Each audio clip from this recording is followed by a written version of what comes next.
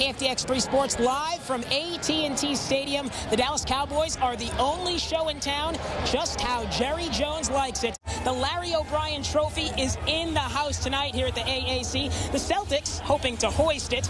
The Mavericks hoping it does not see the light of day on their home court in the hands of the opponents. Still on his rookie deal in the prime of his career, shipped off to a conference rival. So, of course, fans here at AT&T Stadium tonight, they got to see Micah, but they got to see him in the green and yellow. Remember, he's wearing number 1 now. And Cooper Flagg not in the building here at the AAC tonight. He's in the green room at the Barclays Center in New York, waiting for Adam Silver to call his name, and then Flagg, of course, will walk out, shake his hand, and put on a Mavericks hat for the first time. All-Star Game Home Run Derby, bucket list item, check. Another thing that was really cool about the All-Star festivities here in Arlington, representation from all 30 teams coming here to Globe Life Field. Now, sports with MJ Baird from the OSTC Sports Desk, your complete orthopedic team. October is the 10th month of the year. We are in week 10 of the high school football season. And it's been 10 years since Iowa Park unretired its most meaningful number, 10. It isn't just a jersey, it's a part of Iowa Park's gridiron legacy.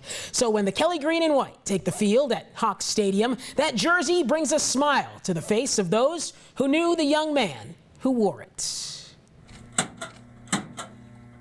Under the Friday night lights, numbers mean everything.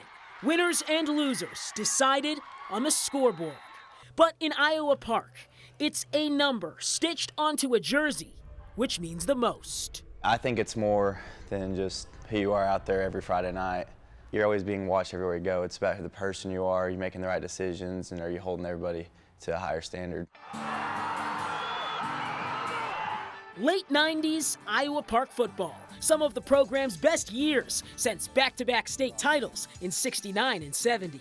The Hawks soaring through consecutive 9-win seasons in '98 and '99, flying high on the wings of their seniors, including one teammate whose impact goes far beyond the field. He wasn't the star of the team, and he didn't want that notoriety. He wanted to be a part of the group, but he was a leader. We would spend the night at each other's house. We played the same position, and he was just one of those, happy-go-lucky guys that was always in a good mood. You say Justin Denton, I'd never heard a foul word or anything said about the man.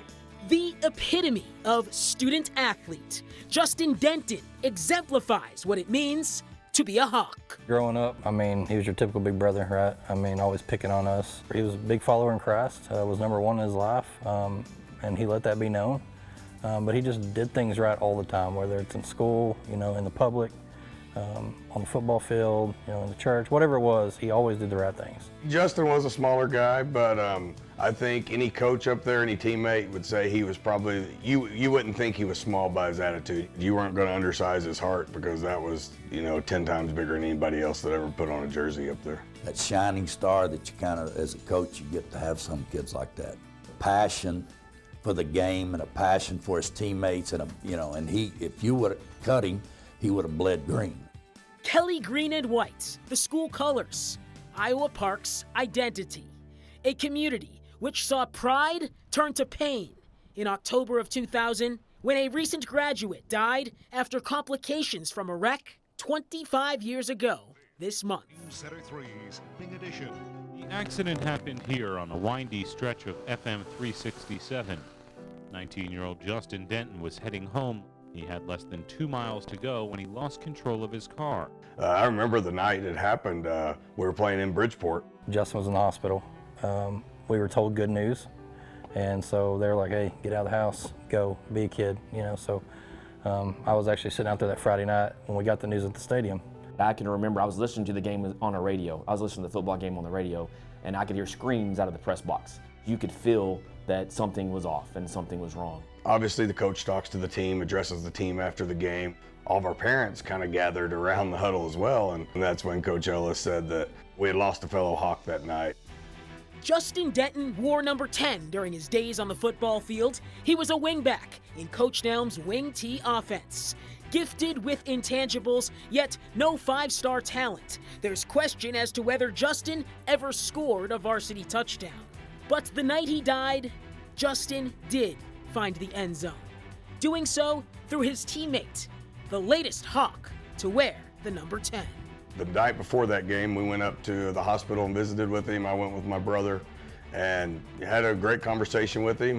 We left it as, go take care of the Bulls the next night and we'll talk about it on Saturday. And we went to Bridgeport. It was a good game. Late in the third, it was probably 8:45, 9 o'clock, and, I did score a touchdown. The stars aligned that night. The same time he passed, we scored a touchdown. Everybody had their opinions on it, but it was very similar in time. From that night on, Justin's number 10 was retired, the uniform sitting idle for a decade and a half in his memory, until 10 years ago. Obviously, new coach coming in, I don't know the traditions, and first question is, why not? Why don't we have a number 10 jersey? At the request of the Denton family, it was time to bring 10 back, an opportunity to keep Justin's memory alive through the next generation of Hawks. But that precious jersey isn't handed out to just anybody. It's not about who won the state championship. It's not about a kid who was an all-state player. It's about a kid who grandered what we talk about every single day in every meeting. Yeah, that's something that I didn't take lightly. Even when I was the assistant coach, it was not even my role, but I would talk about that. And knowing the kids that have had it since then retiring, they fit that role, that kind of model example that Justin exemplified. Number 10 is more than just a number to me. It's a way to represent Justin and everything that he stood for. To me, it's one of my greatest accomplishments. I am so proud that I was able to be a part of the tradition. Getting to wear that jersey was honestly the best part of my senior year. It meant I was trusted to lead, to set the example, and to carry on something special. Everything that we wear that jersey for and everything that Justin stood for is deeply rooted in Iowa Park football tradition. Growing up, I lived next door actually to Kirby, and I remember his senior year, him kind of getting that jersey and everybody talking about it. Ever since then, I was just when I get a senior in high school, I was I want to wear that jersey. It's become a symbol, something athletes strive for, not earned through stats, but by character. And the tradition doesn't stop here. 110%, no matter what. I try to steal that in my son, and he reminds me of Justin a lot because he kind of has the same attributes. So coming into his freshman year, he got to wear number 10, but I said, man, your senior year, don't expect this to be given to you for who you are. I don't want that, and I don't think he wants that either. He knows he has to work a little harder than everybody else, kind of like Justin did. It just means a lot, being able to honor his legacy and knowing that he wore it, and it'll always be stuck with me. I've worn it since I was a kid, so every single time I see someone wearing 10, it just makes me think of him. The uniform, treated with such reverence in Iowa Park, a jersey telling the story of the community. We didn't want it to be just a gimmicky thing. We wanted to remember this is about, a kid that played here, and, you take a tragedy that the community embraces and remembers and make something special out of it. Is what I think makes Iowa Park a special place.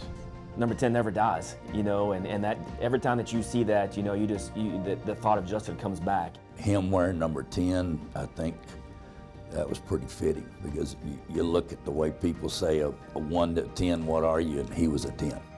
And long after the lights go out, number 10 still shines.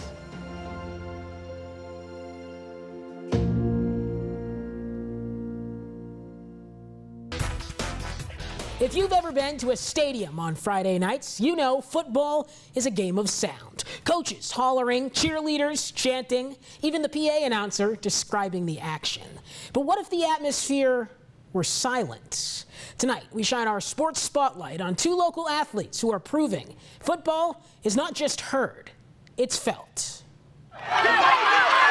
Helmets crash and the crowd roars, punctuated by a sharp whistle. Sounds which define football, a very immersive game. 1, 2, 3. Now imagine it in silence.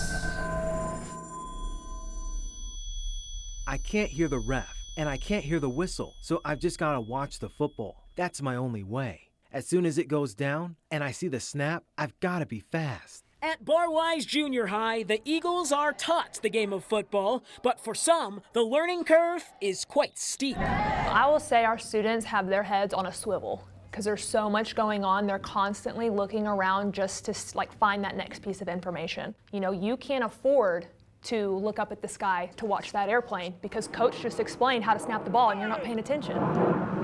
Beside every team huddle is one additional conversation. We're running out of bodies. A translation where eyes, hands, and faces provide context.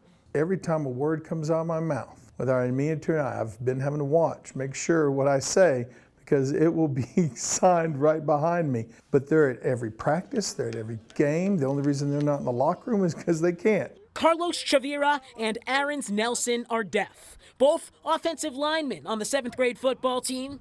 Carlos wears cochlear implants, surgically installed, helping manage his hearing loss. But they cannot be worn under your typical football helmet.